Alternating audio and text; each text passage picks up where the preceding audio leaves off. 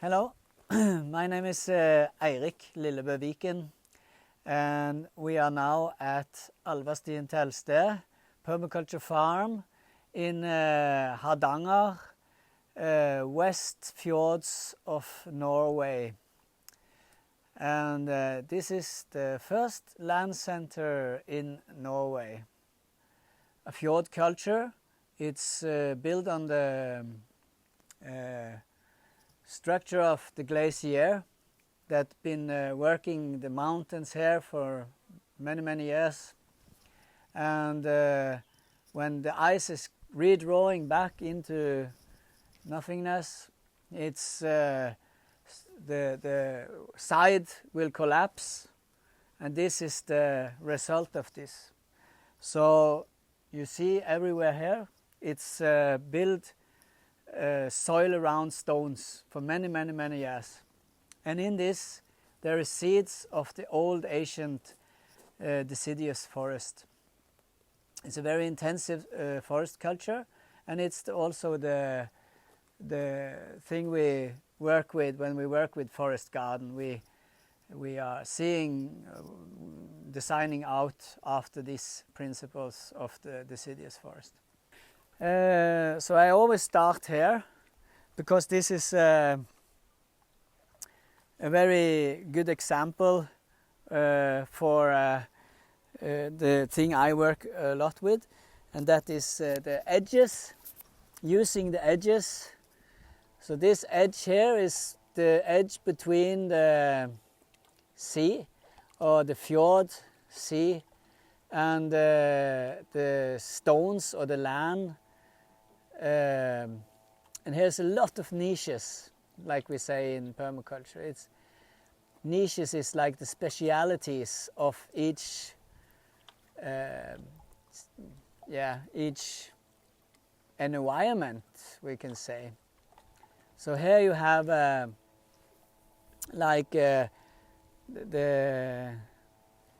sea like this, and it goes like up and down with the tides, and we are very far in from the ocean, and the whole landscape here is eroding in that way that it's a lot of rain, it's a lot of water, it's snow, and it's sliding, the land sliding, always living down, like a hemisphere is crawling down and falling out into the sea, like there.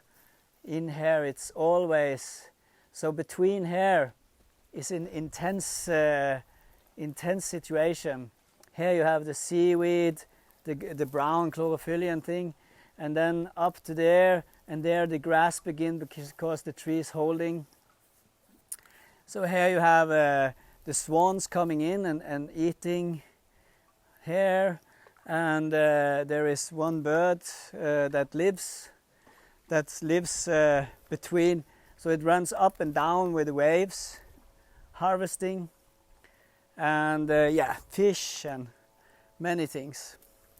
So this is the start, and in this edge it's very fertile. So you have the elm and the hazel, and you have like wild things like hawthorns and sorbus.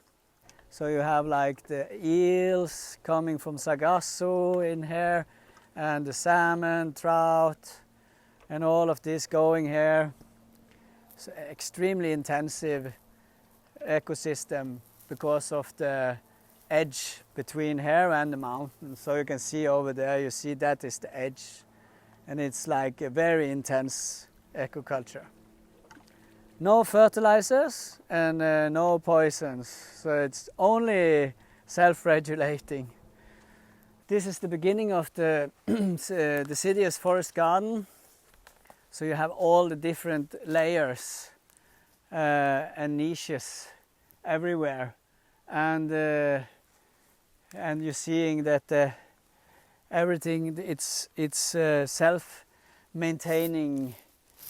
No, that's many humans saying self-maintaining, but the thing is that they self-maintain. That they break off their branches, and the branches fall down, and the mushrooms and everything come up, and then they give soil to themselves. It's not like they're self-maintaining, so you shouldn't do anything with it if you want a garden, but the forest, it can do it themselves because it's intelligence. So, and this, you can see here is the soil, and it's full of these activators. It's so fertile. You see this? This is food. Very, very, so not disturbed soil, many workers, and very, very beautiful. So, and then you have also here in the north, we have this is the shrub layer. So when you read in the forest garden film or books, they talk about the shrub layers and all this, but in this is the shrub layer. This is the shrubs of the forest garden here. The hazels. Yes, hazels and wild cherries. And the perennial herb layer is filipendula. And so you see here, I cut the grass here now. I make the path. In the old days, they were using the whole landscape very intensively, but to survive.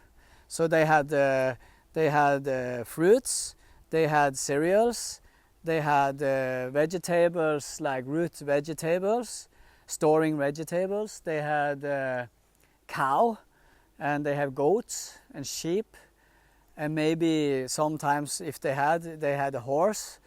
But maybe they shared with another farm, and they had later also pig, chickens, and then it was always bare, not bare ground, but they were harvesting everything, the trees, and everything was maintained in this way. So you have many different. You have the fruit garden. You have the nut garden, you have or they call it the fruit forest, the firewood forest, the nut forest, and the coppice forest, and not coppice, but coppice for weaving materials. And you had like the rope forest for the bast in linden, and you had, so they had like all these different parts that they were very carefully gardening.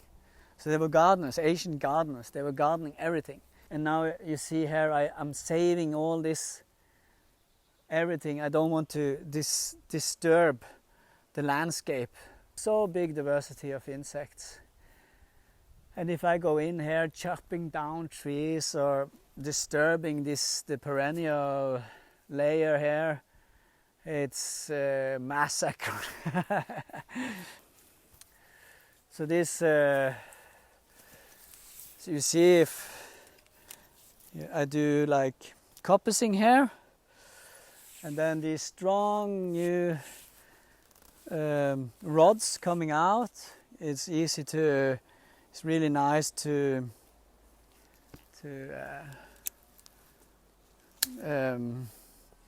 split, so you can use as very strong wood. And then this is the old wood. And when you want to have nuts, then you don't cut. You just let them go. Then you get the nuts before the squirrel. The squirrel is fast. He is a very good collector. So here is an old pear tree. This is from the old garden. This is the pear garden. So it's all varieties of pears. So here it's, when you hedge lay, you cut the tree and then you lay down the tree, and it grows together like this. So, and I've made it like this. So it's a nice fence for the garden. This is elm tree. It's also good for, you can use for rope and everything. Here is gilder rose, and there's a wild pear and a thuja. And I like the thuja like this because in the winter it's brown and this is green, so this is very nice, and it's also very medicinal. But first of all, I like, and then you have the highest level of the ash tree. So yes, and here I'm putting in the new forest garden and the new fruits trees. Here you have raspberries, nettles, very good nettles, very much nettles, and ground elder, and meadowsweet. So this is, and here is apple tree, many apples on the apple tree there, you see. So you see the trees here, growing inside here with all the insects, many fruits. And when you make trees, you want to have all the fruits, but it's actually no use to wait for all these fruits, because you actually want the tree. So this is the high canopy in this garden I will make here. And here is an apple tree, there is a plum apple tree up there. And this is Tinve, the sea buckthorn. This is sea buckthorn, and it's nitrogen fixing. But in this landscape it doesn't like it all, because it's a beach plant. You know, it likes the edges between the water, the sea or the water and the land. But now we are inside the edge between we are in the perennial system. And this is the dandelion. It's very good food. But it also accumulates to the soil all of the nice things, calcium, nitrogen and phosphorus, and like I say, here it lay down itself, so it's already like begin to the humisphere. You see this humid stuffs, you know, and it's under here. You see it's all so the here in this landscape the soil is growing, and that is also the principle of hugelkultur, or what they call it. It's when you're building up, the soil is growing up. So many times I put down sticks and stuff like this, so it stops. So then it grows high on that side, not around here. And these are like we talk about succession, it's this is the first that comes in it's a ranunculus. This is the first that comes on the bare soil in the spring, because here, believe it or not, it's bare soil in half of the year.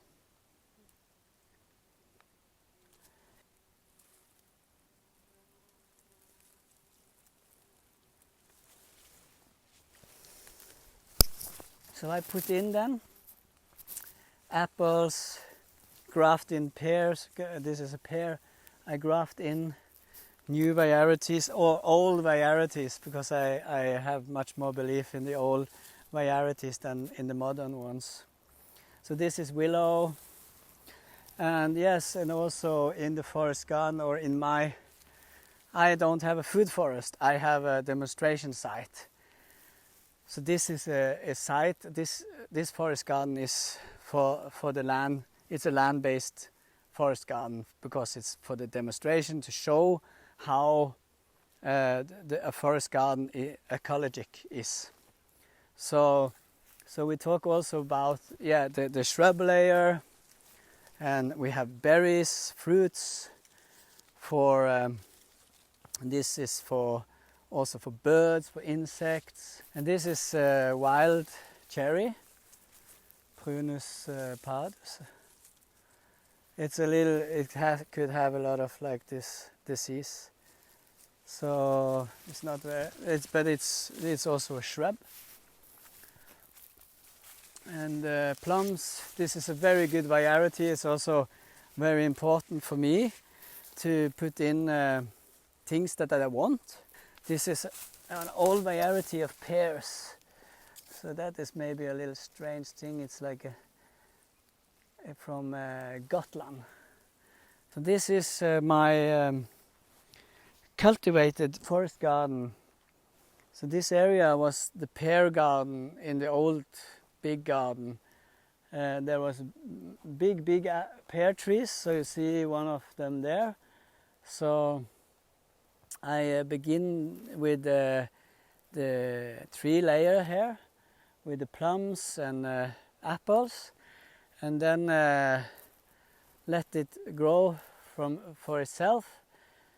Not so much maintains, just playing and having like gardening, and let it design itself. And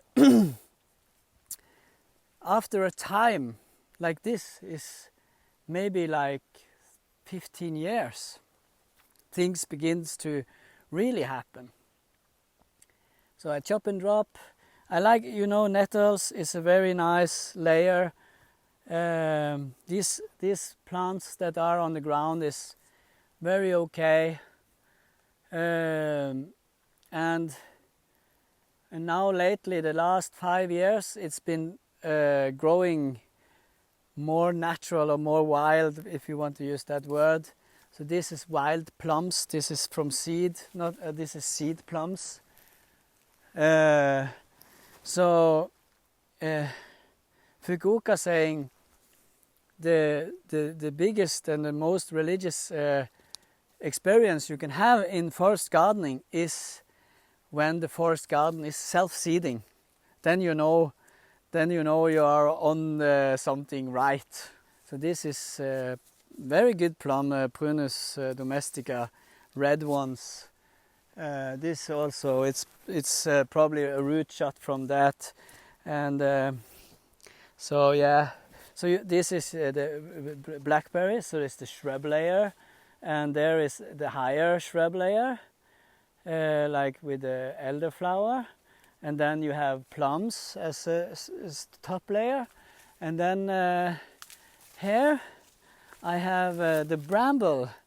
And the bramble is a creeper. It's like creeping around in the... And like the raspberries are a wanderer. It's wandering under soil. So it begins here and then die, and then it goes over there. So it goes, it's the niche. This is also self-sown hazel, and that is hazel Avellana maximus. Big hazels on that. So I like to let the rhubarb. The rhubarb is having the niches that it's accumulating all with the roots. It's a root layer plant, and it's also a cover plant, covering ground, and also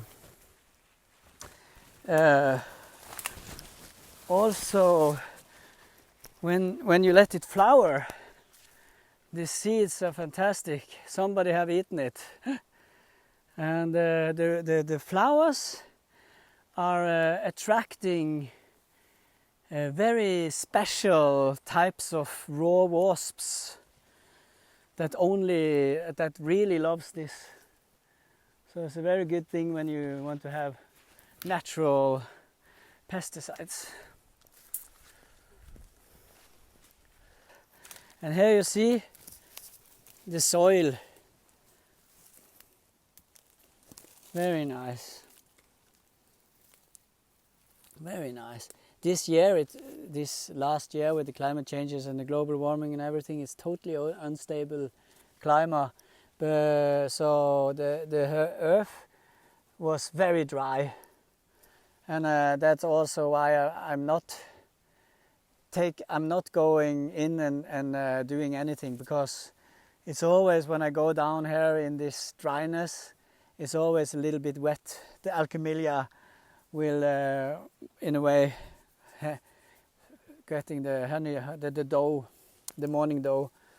But you see that it's very hard for the soil when it's... So here you see it's like bits and pieces. It's really like very good soil. So we talk about layers, and it's the edge when you working with. So it's the principle about the edge. It's an edge culture. So, but here everything is very steep. So when you see down here, it's very steep.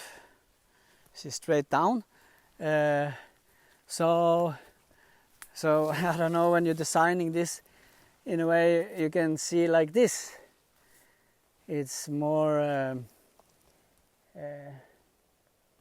better to see in a way, like you're saying, the cross cut. It's more like this. Then it's not so steep, but when you see like this, it's very steep. So you have to work with the nature in that way, that you have to be very conscious about how the nature will meet you and how you should meet or give respect back. So here, these trees here are in the climax. So now I'm being educated as an arborist, so I can climb up now and prune. Many people would probably just chop down, but it's a very big system for us, because here you have the easterly winds coming. No, not easterly, but yes, because they go like this. So in the fjords you have like winds going like this. They go like this, poof, poof, poof, and then whoosh, and the whole house is like shaking, and very violent winds. So if these trees don't, I don't know what will happen if they don't want to be us here. So they're taking a lot of the wind, they're giving a shadow. So everything here has systems. This is Aronia, very high. This is the high alpine. Everything here gets very big.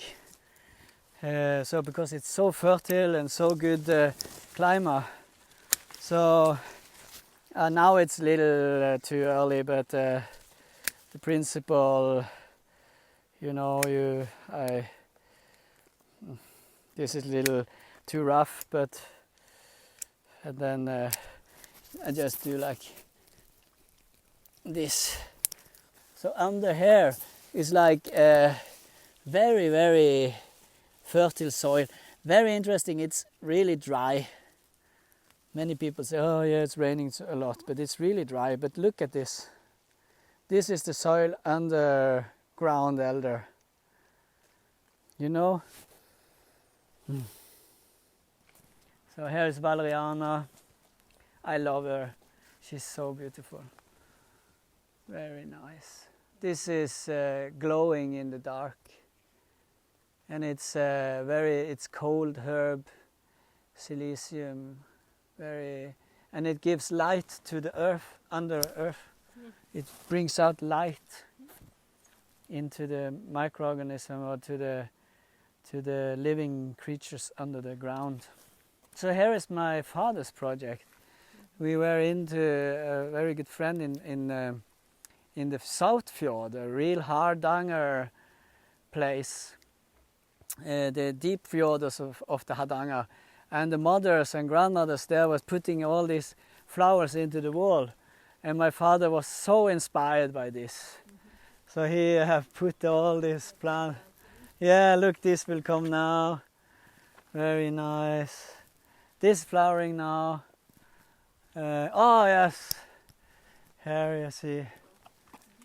Yes, look at these. these petals. You see, it's. I think it's also virgins. The insect haven't been there yet. So because then they open in the middle, and these. You see, it's like all these points. Maybe it's a fly. Maybe I don't know. It's my alpine garden. This is a kiwi. This area here is also the first area I created a forest garden after Ken Fern's Plants for a Future. And then he said I should plant this, and it's amazingly big. And for 2 years ago, I found the fruit in the snow. And after 20 years, waiting for it. So this is like this is the first forest garden for usual people. They will probably just see what they see, but for me, I'm a permaculturist and a forest gardener. I see a lot here. So all of the microclimates around here, you see here is like the dry stone area, and here is like perennial area.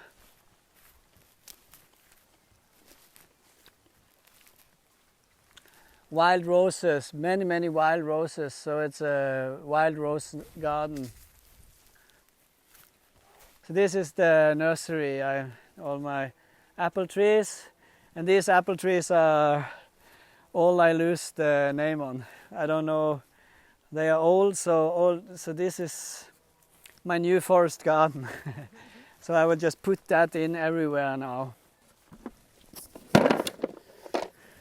I have a grafting course in the winter, so yes. Nice.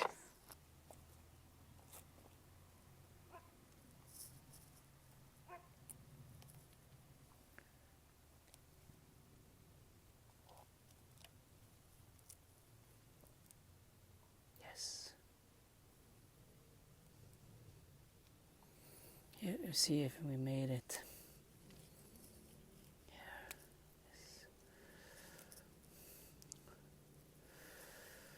So here you see.